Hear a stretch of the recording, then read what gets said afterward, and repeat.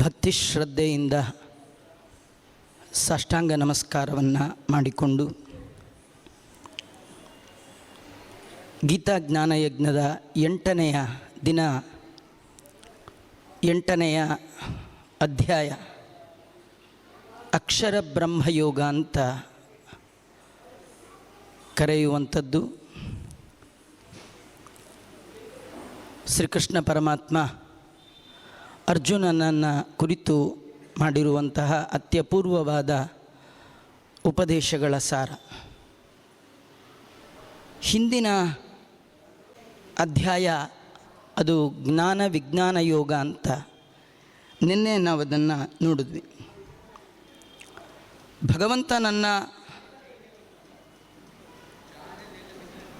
ತಿಳಿದು ಉಪಾಸನೆ ಮಾಡಬೇಕು ಅಂತ. ಭಗವಂತನನ್ನು ತಿಳಿದು ಉಪಾಸನೆ ಮಾಡಬೇಕು ಅಂದರೆ ಯಾರೋ ನಮ್ಮ ಹಿರಿಯರು ಮಾಡ್ಕೊಂಡು ಬಂದಿದ್ದಾರೆ, ಅದನ್ನು ಬಿಡುವ ಹಾಗಿಲ್ಲ, ನಮಗೇನು ಇಷ್ಟ ಇಲ್ಲ, ಆದರೆ ಒಂದು ಹಿಂದಿನಿಂದ ಮಾಡ್ಕೊಂಡು ಬಂದದ್ದು ಬಿಡಬಾರ್ದು ಅಂತ ಮಾಡ್ತೇವೆ ಎನ್ನುವಂತಹ ಅಂಧಶ್ರದ್ಧೆ, ಅರಿವಿಲ್ಲದೆ ಮಾಡಿದ ಧ್ಯಾನೋಪಾಸನೆ, ಅದು ಪ್ರಯೋಜನ ಇಲ್ಲ. ತಿಳಿದು ಭಜಿಸುವುದೇ ಫಲವಿದು ಬಾಳುವುದಕ್ಕೆ. ತಿಳ್ಕೊಳ್ಬೇಕು. ಅವರು ಹೇಳಿದರು, ಇವರು ಹೇಳಿದರು, ಏನು ಸಾಧನವೇನು, ಏನು ಫಲವೇನು, ಸ್ವಾನುಭವ, ನಿನ್ನ ಅನುಭವ ಹೇಳು.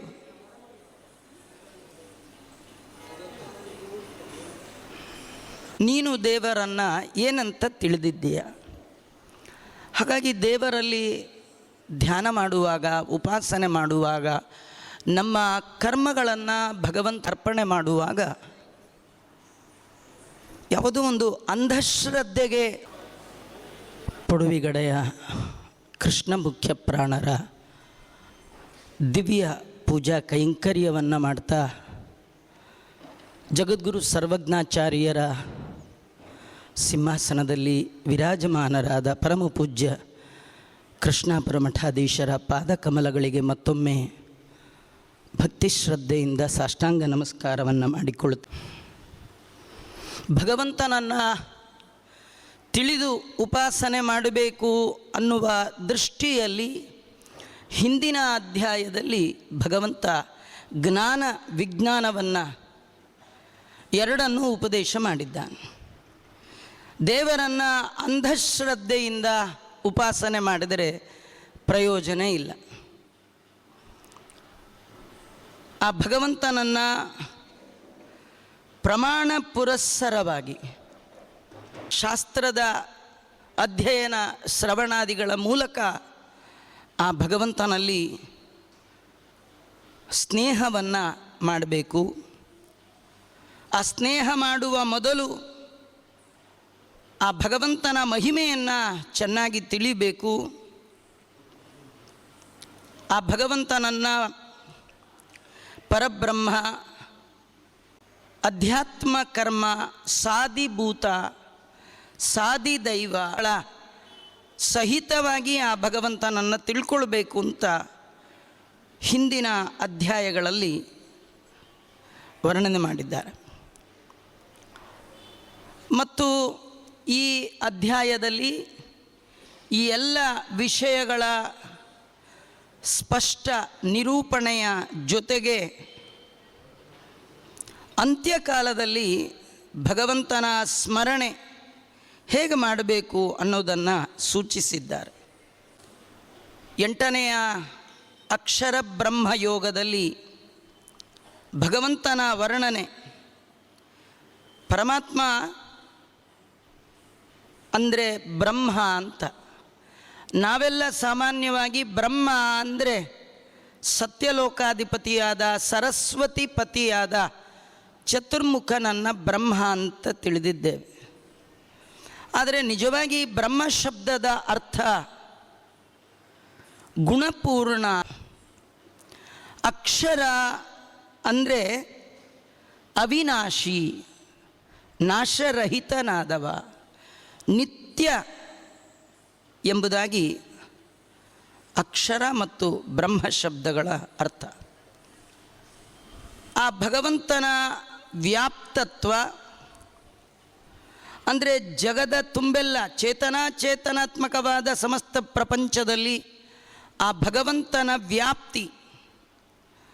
ದೇವರು ನರಸಿಂಹಾವತಾರ ತಾಳಿದ್ದೇ ವ್ಯಾಪ್ತಿಂಗೇಶ್ವಖಿಲೇಶು ಚಾತ್ಮನಃ. ತನ್ನ ವ್ಯಾಪ್ತಿ ಅಂದರೆ ವಿಶೇಷವಾದ ಆಪ್ತಿ, ಇರುವಿಕೆ. ಎಲ್ಲದರ ಒಳಗೆ ನಾನಿದ್ದೇನೆ ಅಂತ ತೋರಿಸಬೇಕಿದೆ. ಭಕ್ತನಾದ ಪ್ರಹ್ಲಾದ ಕೂಡ ಹೇಳ್ತಾ ಇದ್ದಾನೆ. ತಂದೆಯಾದ ಹಿರಣ್ಯಕಶ್ಯಪ ಕೇಳ್ದ, ಎಲ್ಲಿದ್ದಾನೆ ನಿನ್ನ ದೇವರು ಅಂತ. ಮಗ ಹೇಳ್ತಾನೆ, ನೀನು ಎಲ್ಲಾನೆ ಅಂತ ಕೇಳೋದೇ ತಪ್ಪು. ಎಲ್ಲೋ ಒಂದು ಕಡೆ ಇರೋದಾದರೆ ಅವನು ಎಲ್ಲಿದ್ದಾನೆ ಕೇಳಬೇಕು. ಸಹಿ ಸರ್ವತ್ರ, ಆ ಭಗವಂತ ಎಲ್ಲ ಕಡೆ ಇದ್ದಾನೆ. ಎಲ್ಲ ಕಡೆಯಲ್ಲಿ ನಿನ್ನ ದೇವರು ಇರೋದಾದರೆ ನನ್ನ ಮನೆಯ ಈ ಕಂಬದಲ್ಲಿ ಯಾಕೆ ಇಲ್ಲ ಅಂದ.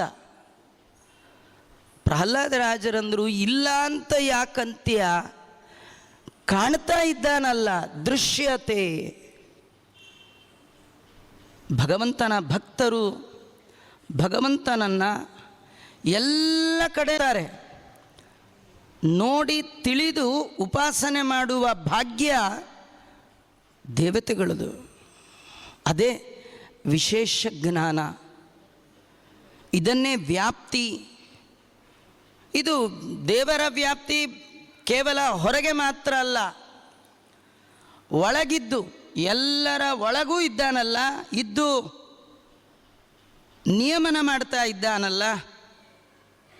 ಅದೇ ಮೊದಲಾದ ಗುಣಗಳ ಸಹಿತವಾಗಿ ಆ ಭಗವಂತನನ್ನು ತಿಳಿಬೇಕು. ಅವನ ವ್ಯಾಪ್ತಿ, ನಿಯಾಮಕತ್ವ, ಇದನ್ನೆಲ್ಲ ತಿಳಿದು ಉಪಾಸನೆ ಮಾಡಿದಾಗ ಮಾತ್ರ ಭಗವಂತನ ಅನುಗ್ರಹ ಪ್ರಾಪ್ತಿ ಆಗತ್ತೆ. ಅಂತಹ ಯೋಗ ಅಂದರೆ ಉಪಾಯ. ಆ ಉಪಾಯವನ್ನು ಈ ಅಧ್ಯಾಯದಲ್ಲಿ ಕೃಷ್ಣ ಪರಮಾತ್ಮ ಅರ್ಜುನನ ನೆಪ ಮಾಡಿಕೊಂಡು ಜಗದ ಸಜ್ಜನರಿಗೆಲ್ಲ ಉಪದೇಶ ಕೊಡುವ ಕಾರಣ ಇದಕ್ಕೆ ಅಕ್ಷರ ಬ್ರಹ್ಮಯೋಗ ಅಂತ ಈ ಅಧ್ಯಾಯವನ್ನು ಕರೀತಾ ಇದ್ದ. 8ನೇ ಅಧ್ಯಾಯದಲ್ಲಿ 8 ವಿಷಯಗಳ ವಿವರಣೆ ಇದೆ.